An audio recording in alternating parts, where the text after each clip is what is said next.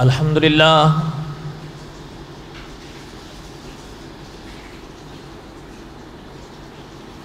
الحمدللہ نحمده ونستعینه ونستغفره ونؤمن به ونتوکل علیہ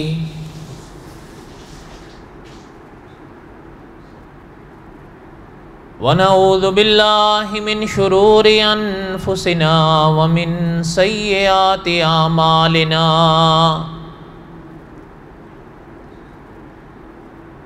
من يهده الله فلا مضل له ومن يضلله فلا هادي له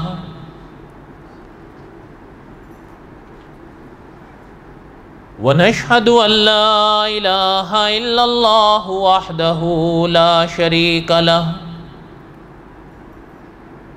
ونشهد أن سيدنا وسندنا ومولانا محمدا عبده ورسوله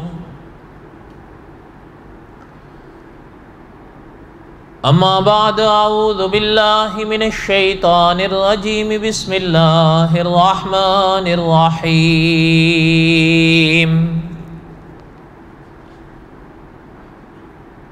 الف لام را تلک آیات الکتاب المبین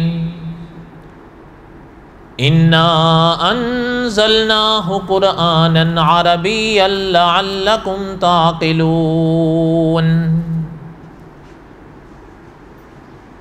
نحن نقص علیک احسن القصص بما اوحینا الیک هذا القرآن وَإِن كُنْتَ مِن قَبْلِهِ لَمِنَ الْغَافِلِينَ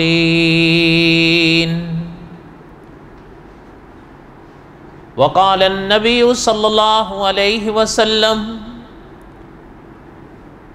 أنا آخر الأنبياء وأنتم آخر الأمم صدق الله العظيم وصدق رسوله النبي الكريم ونحن على ذلك لمن الشاهدين والشاكرين والحمد لله رب العالمين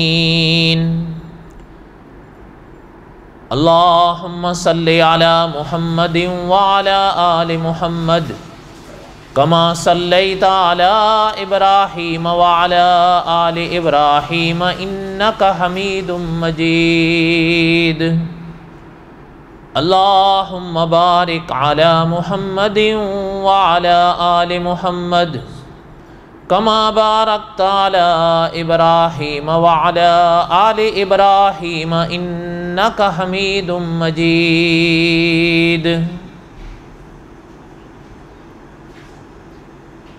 ہمہ قسم کی حمد و ثنا اللہ ذات لم یزل لا یزال کی پاک ذات کے لیے صدق دل سے لا تعداد مرتبہ درود و سلام امام الانبیاء حضرت محمد رسول اللہ صلی اللہ علیہ وسلم کی پاک ذات کے لیے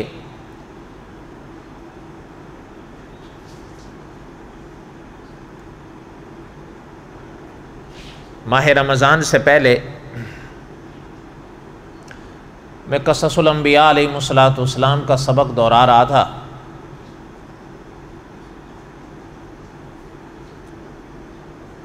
اور شعبان کے آخری جمعے میں بھی میں نے قصص الانبیاء کے حوالے سے ہی کچھ باتیں پڑھی تھیں، غالباً تورات یا بائبل کے عنوان سے۔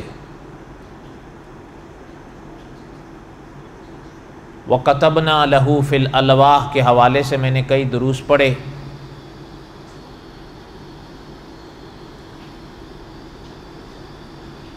اس مضمون کے حوالے سے کچھ باتیں پڑھنی ہیں لیکن انشاءاللہ آگے چل کر اپنے موقع پر آئیں گی۔ میرے خیال میں جو باتیں میں نے اس وقت پڑھیں فی الحال کے لیے اتنی بھی بہت ہیں اگر کوئی یاد رکھے تو۔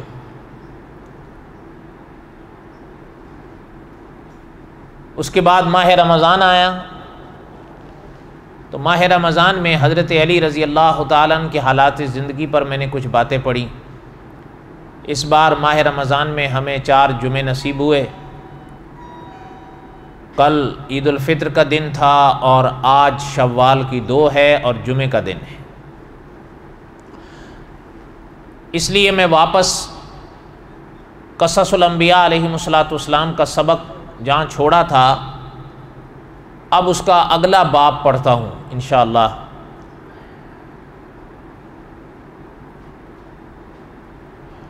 اللہ ذوالجلال والاکرام نے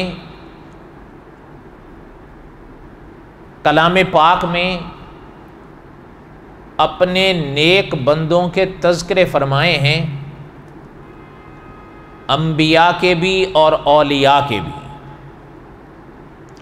علماء نے لکھا ہے کہ اس لیے اللہ تعالیٰ نے بیان فرمائے ہیں کہ میں اور آپ اپنے عقیدوں اور اپنے اعمال کو ان کے مطابق کرنے کی کوشش اور جستجو کریں، اور دل میں یہ لو جلائیں کہ ہمارے عقیدے بھی انبیاء اور اولیاء کے مطابق ہوں اور ہمارے اعمال بھی ان حضرات کے مطابق ہوں۔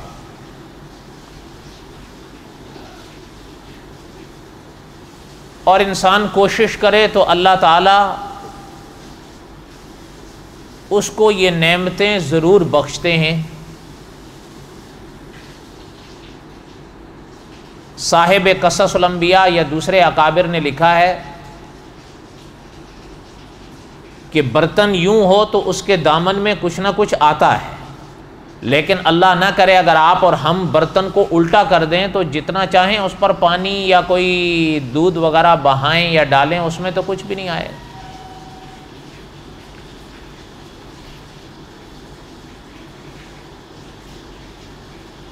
اس لیے اکابر نے لکھا ہے کہ خدا کے نیک بندوں کے تذکرے یہ خدائی لشکر ہوتے ہیں۔ ان کے واقعات پڑھنے سے، ان کے واقعات یاد رکھنے اور سیکھنے سے انسان کے عقیدے اور عمل میں نکھار آتا ہے۔ ظاہر بات ہے کہ آپ کے ہمارے ملک میں ایک عالم گزرے، فوت ہو گئے، اللہ تعالیٰ ان کی قبر پر رحمتیں برسائیں۔ وہ فرمایا کرتے تھے کہ ان حضرات جیسا تو ہونا میرے اور آپ کے بس میں بھی نہیں ہے، لیکن اپنی حد تک کچھ نسبت کا بھرم رکھنے کی کوشش تو کریں۔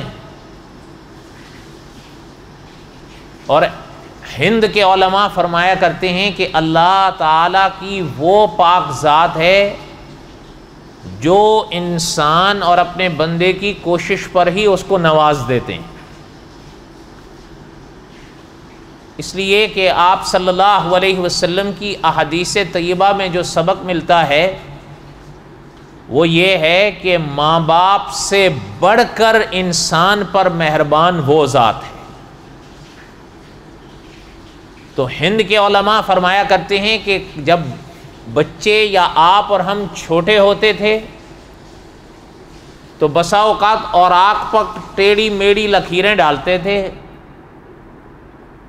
جن کا کوئی معنی مفہوم بھی نہیں ہوتا تھا،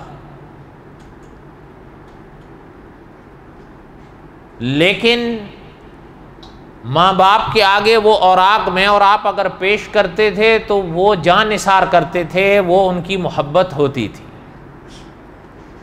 اکابر نے لکھا ہے کہ وہ ذات جو ماں باپ سے بڑھ کر مہربان ہے، آپ اور ہم جب کوشش کر کے کچھ نہ کچھ اس کو راضی کرنے کے لیے ٹیڑھی میڑھی لکیریں ہی صحیح ڈالیں گے اور وہ مہربان ذات نوازے نہیں، یہ ہو نہیں سکتا۔ بس شرط یہ ہے، علماء نے لکھا ہے، کچھ میں اور آپ کوشش بھی تو کریں۔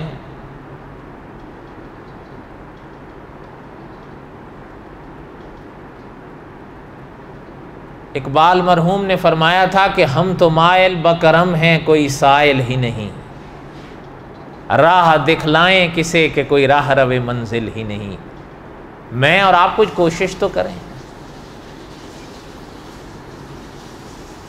تو بہرحال قصص الانبیاء علیہم الصلوۃ والسلام کے حوالے سے جو سبق میں پڑھ رہا تھا، یہ ساری باتیں ان یا انہی کے حوالے سے دوسرے اوراق میں لکھی ہوئی ہیں، جن کا خلاصہ تھوڑا سا میں نے عرض کیا۔ مقصد یہ باتیں کہنے اور دہرانے کا یہ ہے کہ میں اور آپ بھی جس ڈگر پر کھڑے ہیں سننے اور جاننے کے بعد وہیں تک نہ رہیں۔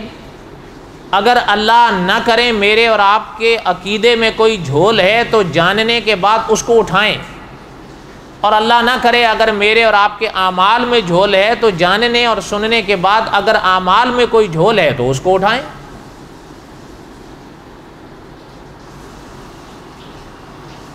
قصص الانبیاء علیہ السلام کا یہ باب میں پڑھ رہا تھا ماہ رمضان سے پہلے کہ اللہ تعالیٰ نے حضرت موسیٰ علیہ السلام کو تورات بخشی، وَكَتَبْنَا لَهُ فِي الْأَلْوَاحِ، اور یہ باتیں میں نے بڑی تفصیل کے ساتھ خاص کر اس جملے کی وضاحت کی کوشش کی ہے کہ تورات اور بائبل میں کیا فرق ہے۔ جسے آپ اور ہم تورات کہتے ہیں وہ کون سی ہے، اور جسے اہل بائبل تورات کہتے ہیں وہ کیا ہے۔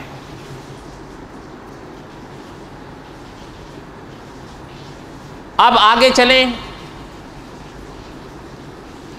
اللہ ذوالجلال والاکرام نے جب حضرت موسیٰ علیہ السلام کو تورات بخشی تو علماء نے کلام پاک کی روشنی میں لکھا ہے، مولانا عبد الرحمن صاحب مظاہری رحمۃ اللہ علیہ اور دوسرے علماء لکھتے ہیں کہ حضرت موسیٰ علیہ السلام تو کوہ طور پر تشریف لے گئے تورات کے لیے اللہ کے حکم کے مطابق، اور پیچھے جو تھے ان کی قوم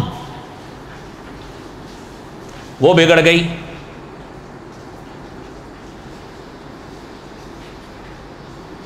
حضرت ہارون علیہ السلام کے حوالے سے کچھ باتیں میں کوشش کروں گا آگے پڑھنے کی، اگر اللہ نے زندگی دی اگلے جمعے یا اس کے بعد، کیونکہ وہ بھی نہایت اہم اور ضروری باب ہے۔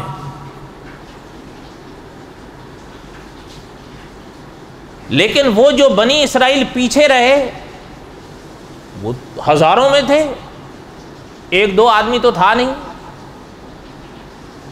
وہ بگڑ گئے۔ وَاتَّخَذَ قَوْمُ مُوسَىٰ مِن بَعْدِهِ، اللہ ذوالجلال والاکرام نے کلام پاک میں اس منظر کو اس مقام پر بیان فرمایا۔ وَاتَّخَذَ قَوْمُ مُوسَىٰ مِن بَعْدِهِ مِن حُلِيِّهِمْ عِجْلًا جَسَدًا لَهُ خُوَارٌ أَلَمْ يَرَوْا أَنَّهُ لَا، یہ وہ موقع تھا کہ ایک بچڑا بنایا انہوں نے سونے کا، سونا لے کر اس کو بچڑے کی صورت میں ڈھالا، اور یہ بھی ایک عجیب بات ہے کہ جب اس کو سونے کی صورت میں ڈھالا تو اس کے اندر میں سے ایک آواز آنے لگی، اور جب آواز آنے لگی یہ اس کے آگے جھک گئے، اس کی پوجا شروع کر دی۔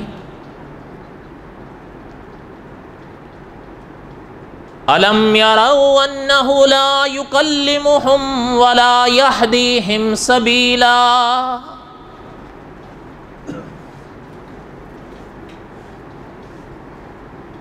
اللہ ذوالجلال والاکرام نے اس مقام پر ارشاد فرمایا کہ اس بچڑے کے اندر سے ایک آواز آتی تھی اور اس کی پوجا پہ لگ گئے۔ أَلَمْ يَرَوْا أَنَّهُ لَا يُكَلِّمُهُمْ وَلَا يَهْدِيهِمْ سَبِيلًا، یہ نہیں دیکھ رہے تھے کہ نہ وہ ان سے کوئی بات کرتا ہے نہ ان کی کوئی رہنمائی کرتا ہے۔ بے معنی آواز تھی جو اس کے اندر سے نکل کے آ رہی تھی۔ علماء نے لکھا ہے اس مقام پر جو اللہ تعالیٰ نے ارشاد فرمایا نا کہ جسد اللہ خوار، خوار کا معنی علماء نے لکھا ہے کہ اس آواز کو کہتے ہیں علماء جس کا کوئی معنی نہیں ہوتا، بس ایک آواز اس کے اندر سے آتی تھی اور اس کا کوئی معنی نہیں ہوتا تھا سونے کا، اس کے آگے جھک گئے اور اللہ ذو الجلال والاکرام نے اس مقام پر غور فرمائیں کہ کیا ارشاد فرمایا، الم یروا انہ لا یکلمہم ولا یہدیہم سبیلا، یہ نہیں دیکھتے تھے کہ نہ وہ ان سے کوئی کلام کر رہا ہے اور نہ ہی وہ ان کی رہنمائی کر رہا ہے۔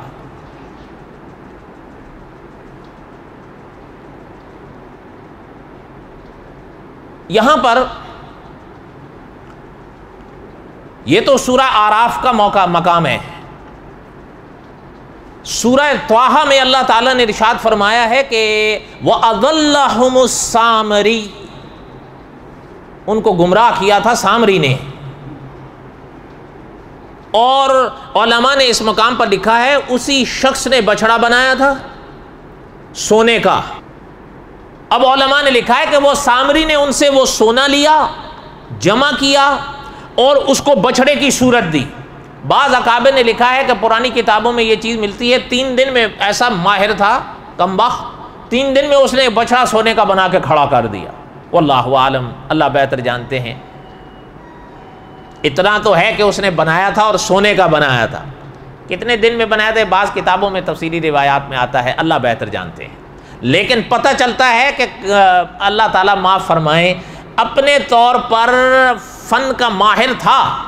یہ دیکھیں یہاں پر تو خود اللہ تعالیٰ نے قرآن پاک میں ارشاد فرمایا نا کہ وَاتَّخَذَ قَوْمُ مُوسَىٰ مِن بَعْدِهِ مِنْ حُلِيِّهِمْ عِجْلًا جَسَدًا لَهُ خُوَارٌ، کہ اس نے جو بچڑا بنایا اس کے اندر سے ایک آواز آتی تھی۔ ہو سکتا ہے آپ کے ذہن میں بھی ہو کہ یہ آواز کیسے آئے، چلیں یہ تو سمجھ میں آ گیا کہ وہ ایک بے جان بت تھا یا پتلا تھا بچڑے کا، لیکن آواز کیسے اور کہاں سے آ رہی تھی اس کی وضاحت آگے آئے گی۔ جب حضرت موسیٰ علیہ السلام لوٹے تھے اور حضرت موسیٰ علیہ السلام نے اس کو پکڑا تھا، تب یہ بولا تھا کہ وہ آواز کیسے آئی تھی۔ لیکن اس موقع پر اکابر نے ایک سبق سکھایا ہے مجھے بھی اور آپ کو بھی، وہ ذہن میں بٹھاؤ۔ عموماً ہند کے ہاں ایک کہاوت ہے کہ چمتکار کو ہی نمسکار کیا جاتا ہے۔ بسا اوقات کوئی عجیب چیز دیکھتے ہیں تو آپ اور میں بھی نڈھال ہونے لگتے ہیں۔ مجھے آج بھی وہ دور یاد ہے، آپ میں سے بھی کئی لوگوں کو وہ دور یاد ہوگا جب یہاں پر کوئی ناراضگی کی ایسی بات نہیں، یہ تو ایک ان کا واقعہ ہے بڑا مشہور، اور اب بھی وہ ایسے لوگ زندہ ہیں جن کے سامنے یہ واقعہ ہوا تھا کہ یہاں پر ہندوؤں کے بتوں نے دودھ پینا شروع کیا تھا، اور یہ عالم تھا کہ یقین فرمائیں کہ جس شہر میں یہ لوگ ہوتے تھے ان شہروں میں جو ویلکم یا سپر مارکیٹیں تھی وہاں دودھ اس دن ختم ہو گئے تھے۔ حیران ہم لوگ جو ایک ڈبہ نہ ملے، بھئی کیا ہمیں نہیں پتا تھا، کیونکہ اس زمانے میں یہ سوشل میڈیا تو ہوتا نہیں تھا۔ یہ تو جب گھر گئے اور وہاں پر پتہ چلا، جب خبریں لگائیں تو پتہ چلا، اور وہ سامنے دکھا رہے تھے یہاں پر بھی پوری دنیا میں، یعنی یہ نہیں کہ صرف اس شہر میں ہوا، پوری دنیا میں۔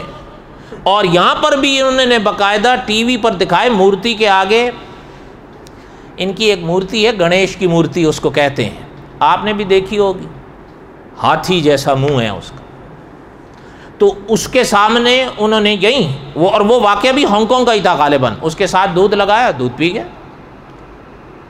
بلکہ ہمارے ایک جاننے والے تھے، وہ ہمیں بتا رہے تھے کہ جب باتیں ہونے لگیں تو ایک صاحب کہنے لگے کہ میں نے، چونکہ وہ شاید ہندو کے پاس کام کرتے تھے، اس سے بات کی تو اس نے کہا بھئی دیکھو تم مسلمان تو مانتے نہیں ہو، یا جو نہیں کوئی مانتا تو وہ نہیں مانے، لیکن ہم نے تو مورتی کی، یعنی مورتی کے سامنے تو دور کی بات ہے، شیشے میں پڑی ہوئی مورتی کی تصویر کے ساتھ بھی دودھ لگایا تو وہ پی گئی۔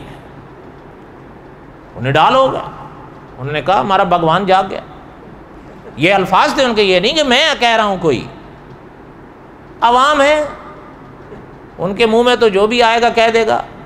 ہاں حوالے کے مطالبہ نہیں کیجیے گا، اس لیے کہ علامہ خالد محمود صاحب رحمۃ اللہ علیہ لکھتے ہیں عوام کتابیں نہیں لکھتی جو حوالے دیے جائیں، عوام کی باتیں یاد رکھی جاتی ہیں۔ اس زمانے میں اس کا میڈیا پر آیا تھا یہ جواب، جاگ پڑا۔ اور بھائی کیوں جاگ؟ ان کا انہوں نے ہمیں احساس دلایا ہے کہ صدیاں گزر گئی ہیں، مجھے بھولو نہیں، میں تمہارے ساتھ ہوں۔ ہمارے گر گئے الا ماشاء اللہ۔ انہوں نے کہا بھئی یہ کیا ہو گیا، تو دودھ پی گیا، اس کا مطلب یہ ہے کہ کچھ نہ کچھ تو ہے پھر۔ یہ میں آنکھوں دیکھا آپ کو باتیں بتا رہا ہوں. کہنے کا مقصد یہ ہے، ہو سکتا ہے اس کی کچھ وضاحت آگے آئے گی جب حضرت موسیٰ علیہ السلام کا وہ واقعہ میں بیان کروں گا جب محترم نے اس کو پکڑا تھا کہ یہ آواز کیسی ہے اس کے اندر سے، یا اس نے خود حضرت موسیٰ علیہ السلام نے جب اس کو پکڑا نا تو پھر بتایا کہ یہ آواز کیسی تھی. اس موقع پہ شاید اگر میرا مزاج بنا تو میں اس کی وضاحت کر دوں گا. پہلے ایک اصولی بات ذہن میں رکھ لیں. دیکھیں اصول جو ہوتا ہے نا، دھیان میری طرف رہیں، آپ لوگ ادھر ادھر ہوتے ہیں تو میری توجہ بڑھ جاتی ہے. اصول جو ہوتا ہے وہ ہر مقام پر کام دیتا ہے. میں آپ کو ایک چھوٹی سی مثال دوں تو آپ کے ذہن میں بات آ جائے گی. اللہ نہ کرے اگر ایک شخص نماز کی نیت باندھتا ہے، کھڑا ہوتا ہے، ثنا بھی پڑھتا ہے، سورہ فاتحہ بھی پڑھتا ہے، اس کے بعد قرات کرنی ہے نا، بولو، لیکن بھول کر رکوع میں چلا گیا. فاتحہ تو پڑھ لی، قرات چھوٹ گئی. جب بھول کر رکوع میں گیا اس وقت یا اس کے بعد اس کو خیال آیا او ہو میرے تو قرات رہ گئی. اس نے کیا کیا کہ آخر میں سلام پھیرنے سے پہلے 2 سجدے صاحب کے کر لیے. یہ سوال ذہن میں ہے؟ آپ سنیں. اللہ نہ کرے اگر ایسے ہی ایک شخص، اور یہ عموماً ہو جاتا ہے چونکہ قرات تو ہر نماز میں عموماً آ جاتی ہے، فرضوں کے آخری 2 رکعتوں کو چھوڑ کر، باقی تو ہر رکعت میں قرات ہے. لیکن دعائے قنوت تو پورے دن میں وتر میں صرف آخری رکعت میں ایک بار ہے. وہ عموماً آدمی رکوع میں چلا جاتا ہے، پھر خیال او ہو یہ تو رکوع، میں نے تو دعائے قنوت پڑھنے رکوع میں چلا گیا. اب اس نے یہ کیا کہ آخر میں سلام پھیرنے سے پہلے 2 سجدے صاحب کے کر لیے. اور ایک وہ شخص بھی آیا، ایک یہ شخص بھی آیا اور آ کر امام صاحب سے پوچھا کہ حضرت مجھ سے قرات چھوٹ گئی. انہوں نے کہا مجھ سے دعائے قنوت چھوٹ گئی. انہوں نے کہا میں نے آخر میں سجدہ صاحب کر لیا. انہوں نے کہا میں نے بھی آخر میں سجدہ صاحب کیا. امام صاحب نے کہا دونوں کی نماز ہو گئی. صحیح کہا غلط کہا؟ بولو، صحیح کہا غلط کہا؟ اچھا میں اب آپ سے پوچھتا ہوں، یہ جو سائل آئے ہیں اپنا اپنا سوال امام صاحب کے پاس لے کر، ان کا سوال ایک جیسا تھا یا علیحدہ علیحدہ؟ لیکن امام صاحب کا جو جواب تھا وہ ایک جیسا تھا یا علیحدہ علیحدہ؟ اس کی وجہ کیا ہے؟ وجہ یہ ہے کہ یہ بیچارے میری طرح اصول تو نہیں جانتے تھے. امام صاحب کے ذہن میں اصول تھا، اسی اصول کے تحت انہوں نے 2 علیحدہ علیحدہ سوالوں کا جواب ایک جیسے دیا ہے اور بالکل صحیح دیا ہے. یہی وجہ ہوتی ہے اصول جب انسان کے پاس ہوتا ہے تو وہ اصول ہر جگہ کام دیتا ہے. میں آپ سے پوچھتا ہوں، قرآن پاک میں ہر جانور کا ذکر ہے؟ نہیں ہے. اگر آپ کہیں کہ جی قرآن پاک میں ہر جانور کا ذکر ہے، ایسا نہیں. نہ قرآن پاک میں ہر حرام جانور کا ذکر ہے کہ نام بنام ہر حرام جانور کا ذکر ہو، اور نہ ہی ہر حلال جانور کا ذکر ہے کہ یہ حلال ہے یہ حلال ہے یہ حلال ہے. ایک جانور کا نام بنام قرآن پاک میں حلال جانور کا ایسا نہیں ہے. قرآن پاک میں چند حلال جانوروں کا ذکر ہے. علماء نے ایک اصول بنایا ہے، اسی اصول کو علماء کے حوالے کیا ہے فقہا نے. اب علماء وہ ایک اصول یاد کیے ہوئے ہیں، اسی اصول کے تحت آپ امام صاحب کے پاس جائیں، اگر اس امام صاحب کو وہ اصول یاد ہے، آپ ان سے پوچھیں گے امام صاحب بکری حلال ہے، وہ کہیں گے جی بالکل حلال ہے. اسی امام صاحب کے پاس آپ جا کے کہو امام صاحب لومڑی حلال ہے، وہ کہیں گے جی بالکل حرام ہے. حالانکہ سوال علیحدہ علیحدہ ہے، لیکن امام صاحب کے ذہن میں وہ اصول بیٹھا ہوا ہے جس کے تحت وہ بڑی آسانی سے جواب دے رہے ہیں. پتہ چلتا ہے اصول ہر جگہ کام دیتا ہے. شرط یہ ہے میں اور آپ یاد رکھیں، بات یہ ہے کہ اصول یہ ہے کہ عقیدہ کلام پاک احادیث طیبہ متواترہ سے حل ہوتا ہے، اجماع امت سے حل ہوتا ہے. یاد رکھیں عقیدہ انسان کا شعبدوں سے یا کرتبوں سے حل نہیں ہوتا، وہ ادھر کو ادھر دکھا دے. میں آپ سے پوچھتا ہوں، یہ جو مورتیوں نے دودھ پیے یا سامری نے جو بچڑا بنایا اس میں سے آواز نکلی، یہ زیادہ عجیب ہیں یا دجال جو کچھ آ کر کرے گا وہ زیادہ عجیب ہوگا؟ بولو یار، آپ لوگوں کو بات سمجھ میں نہیں آتی یار، یہ بڑی مصیبت ہے.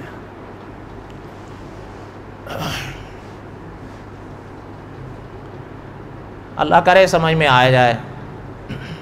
ویسے بات تو مولانا رشید احمد گنگوئی رحمۃ اللہ علیہ والی، حضرت نے 100 سال پہلے فرمایا تھا کہ امید مت رکھو. جب 100 سال پہلے والوں سے امید مت رکھو تو اب 100 سال بعد والوں سے میں نے اور آپ نے کیا امید رکھنی ہے؟ بس اپنی ڈیوٹی پوری کرنے والی بات ہے. جو کچھ سامری نے کیا یا جو کچھ وہ بتوں نے دودھ پیا وہ زیادہ عجیب ہے، یا جو دجال آ کر کرے گا وہ عجیب ہوگا؟ دجال تو حدیث میں فرمائے گا مردے زندہ کر کے کھڑے کر دے گا، اپنی انگلیوں کے اشاروں پر بادلوں کو چلائے گا، بادل سے کہے گا برسے گا، کہے گا تھم جائے گا، حتیٰ کہ ایک انسان کو 2 ٹکڑے کر کے اس کو جوڑ کے کھڑا کر دے گا. یہ زیادہ عجیب ہے یا مورتیوں کو دودھ پینا یا اس بچڑے کے اندر سے آواز آنا زیادہ عجیب ہے؟ اچھا تو میں آپ سے پوچھتا ہوں، خدا ہو جائے گا؟ ظاہر بات ہے خدا نہیں ہے، وہ ایک امتحان ہے، وہ ایک آزمائش ہوگا. یہ اس طرح کہ وہ بھی فتنہ ہوگا، یہ بھی فتنے تھے اور فتنہ ہے، اب بھی یہ اس طرح کے فتنے ہیں. جو مرضی کر لیں، یہ اصول ذہن میں بٹھا لو، عقیدہ انسان کا کلام پاک احادیث طیبہ متواترہ سے حل ہوتا ہے، شعبدوں سے نہیں حل ہوتا. جو مرضی وہ کر لے، وہ ممکن ہے آپ اور میرے لیے ایک امتحان ہو، اور ایسا ہوتا ہے. اس حصے کی کچھ باتیں میں آگے پڑھوں گا، پہلے سنیں یہ جو قرآن پاک میں فرمایا گیا نا کہ وَأَضَلَّهُمُ السَّامِرِي، بنی اسرائیل کو سامری نے گمراہ کیا تھا. یہ سامری کون تھا؟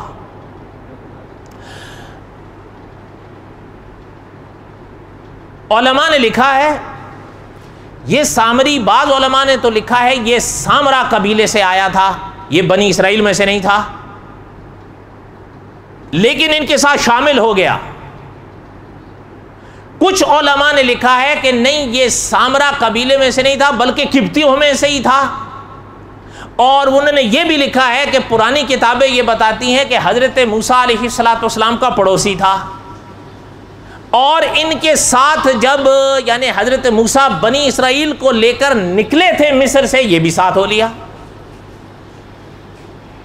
لیکن ہو سکتا ہے شاید آپ حیران بھی ہوں، مفتی اعظم ہند و پاک محمد شفیع صاحب رحمۃ اللہ علیہ، حضرت نے اپنی تفسیر معارف القرآن میں لکھا ہے کہ قرطبی کے حاشیے میں ایک بات لکھی ہے کہ یہ ہندوستان کا ہندو تھا اور بنی اسرائیل میں شامل ہو گیا تھا، اور یہ عین ممکن ہے کہ اس نے جو حضرت موسیٰ علیہ السلام کے سامنے اپنے عقیدے کا اظہار کیا نا کہ میں آپ کے ساتھ ہوں، یہ عین ممکن ہے کہ یہ جھوٹ بولا ہو، منافق ہو. کیونکہ اس کے بعد میں جو لچھن ظاہر ہوئے نا، اس نے ایک باقاعدہ بچڑا بنا کر ان کے اچھا وہ جو بنایا نا اس کو بھی بچڑے کی صورت دی ہے، اور کوئی صورت انہوں نے نہیں دی. اور یہ آپ سب جانتے ہیں، مجھ سے بہتر جانتے ہیں کہ ان کے ہاں بڑا پرانا یہ پوجا جا رہا ہے. کیا؟ اب اس نے اس کو بچڑے کی صورت دی. ان سے کہا اللہ تعالیٰ معاف فرمائے، کہنے لگا خدا تو یہ ہے، حضرت موسیٰ تو ادھر بھٹک گئے، غلطی ہو گئی ان سے، اصل تو یہ ہے، اس کو پوجو. لیکن دوسرے علماء نے لکھا ہے کہ بھائی بات یہ ہے یہ تھا بنی اسرائیل میں سے ہی، یہ بات پتہ چلتی ہے اس کے ان بعد کے لچنوں سے کہ تھا منافق. اگر منافق نہ ہوتا تو حضرت موسیٰ علیہ السلام کے لیے کبھی یہ الفاظ وہ استعمال نہیں کرتا، کبھی بھی بچڑا بنا کر ان کو پوجا کے لیے نہیں دیتا کہ اس کو پوجو. بات سمجھ آ رہی ہے آپ کو؟ اس لیے بنی اسرائیل نے جو ہے ان کو پوجا. اور یہ بھی یاد رکھیں علماء نے لکھا ہے، بعض نے تو لکھا ہے کہ یہ تو ظاہر بات ہے سارے تو بنی اسرائیل اس کے جھانسے میں نہیں آئے، لیکن کچھ علماء نے لکھا ہے بڑے بڑے آ گئے. حتیٰ کہ میں نے پہلے عرض کیا کہ بعض علماء نے لکھا وہ ہزاروں میں تھے، صرف بعض اکابر نے لکھا ہے صرف 12,000 بچے بارے ساری اس کے پیچھے ہو گئے. حالانکہ اچھا ایک چیز اور بھی ہے، مجھے نہیں پتا آپ کے علم ہے یا نہیں، میں نے پہلے کہا کہ کچھ فن کا ماہر تو محسوس ہوتا ہے کہ سونے سے ڈھالا ہوا بچڑا بنایا اور اس کے اندر سے آواز آ رہی ہے. اس سے پتہ چلتا ہے کہ کچھ نہ کچھ کر تو رہا تھا الٹا سیدھا وہ.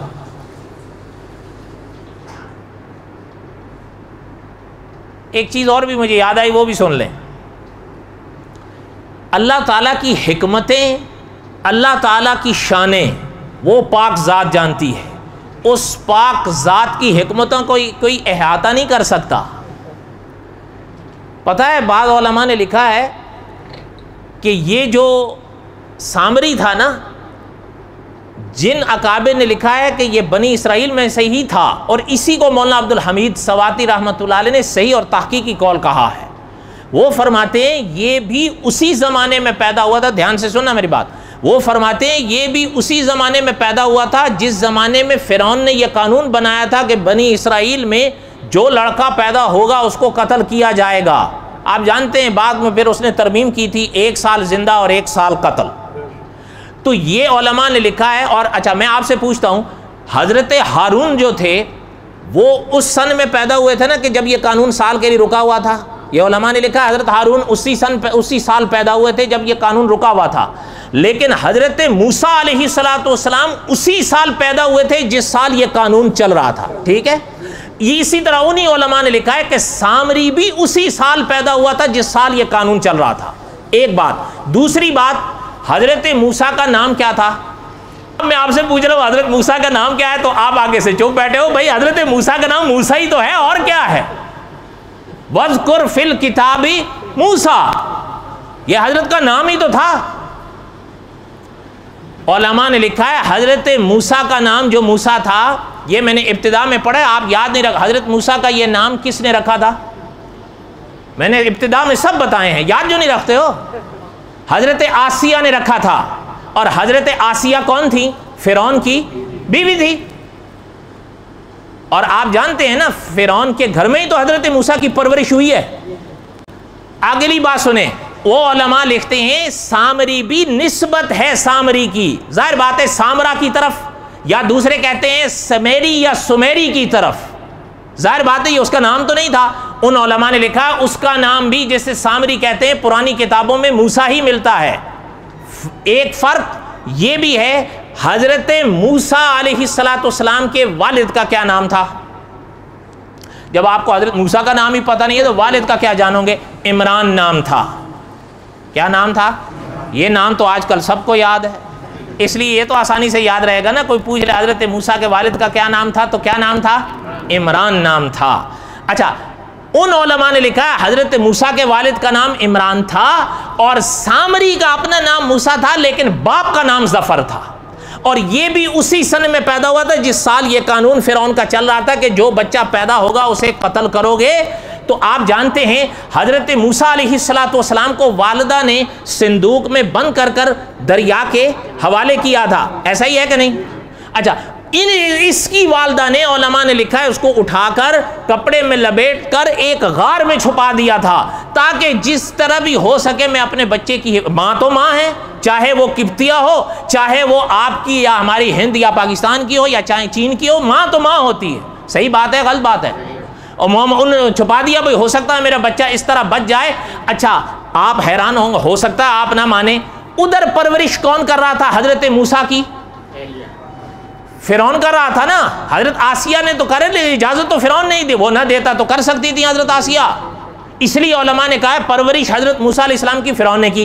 ادھر یہ والدہ کبھی کبھار جا کر دیکھ آتی تھی، لیکن علماء نے لکھا ہے سامری کی پرورش کے لیے اللہ نے حضرت جبرائیل کو اتارا۔ آپ نہیں مانو گے، تبھی تو آگے سے بول نہیں رہے ہو۔ یہ کتابوں، اور یہ نہیں ہے کہ میں آپ کو رام لیلا سنا رہا ہوں، یہ آپ کے ملک کے سب سے بڑے مفتی نے لکھا ہے، بلکہ اتنے بڑے مفتی نے لکھا ہے جو ہند و پاک کا سب سے بڑا مفتی ہے۔ سامری کی پرورش کس نے کی ہے؟ جبریل نے کی ہے، بلکہ یہاں تک پرانی کتابیں بتاتی ہیں کہ اگر سامری کو دودھ کی ضرورت پڑتی تھی جبریل کی انگلی سے دودھ نکلتا تھا، اگر اس کو شہد کی ضرورت پڑتی تھی جبریل کی انگلی سے شہد نکلتا تھا، مکھن کی کبھی ضرورت پڑی تو انگلی سے مکھن بھی نکالا قدرت نے۔ یہ انہوں نے لکھا، میں اپنی طرف سے نہیں سنا رہا ہوں۔ تفسیر معروف القرآن کی 6 جلد پڑھ لینا، آپ کے چہرے، یہ آپ نے پڑھا سنا نہیں ہوتا نا، آپ کیوں سنو گے؟ آپ تو ان کو سنو گے جو ان کی تقریریں آپ کو مزہ دیں گی، معلوماتی تقریریں تو آپ سنتے نہیں ہو، تبھی تو ماشاءاللہ معلومات میں اتنا اضافہ ہے آپ کے۔ لیکن اگلی بات سنو، جو اپنا علماء نے لکھی ہے اس مرحلے پر، میری باتیں ختم ہوتی نہیں، لیکن آپ حیران ہوں گے، میں جو بات کر رہا تھا کہ اللہ کی قدرت دیکھیں، انہوں نے لکھا ہے موسیٰ الذی ربا جبریل کافر، موسیٰ الذی ربا فرعون مرسل، جس کی پرورش جبریل نے کی وہ کافر بنا، جس کی پرورش فرعون نے کی وہ موسیٰ رسول بنا۔ سبحان اللہ نہیں کہنا؟ یہ اصل میں میرے اور آپ کے لیول سے اوپر کی باتیں ہیں، اس لیے آپ کو نہیں سمجھ میں آئیں گی۔ وما علینا الا البلاغ المبین، سنت